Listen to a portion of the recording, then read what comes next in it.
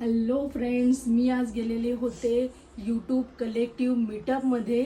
First time ते पुण्यात झालेलं होतं. त्यांच्याकडून मला हे हॅम्पर मिळालेलं आहे. बघूया त्याच्यामध्ये काय काय आहे ते. फर्स्ट आहे, वाव, यूट्यूबची कॅप आहे.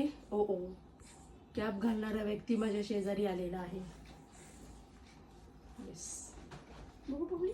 हा यूट्यूबचा लोगो बरे दिसतंय की.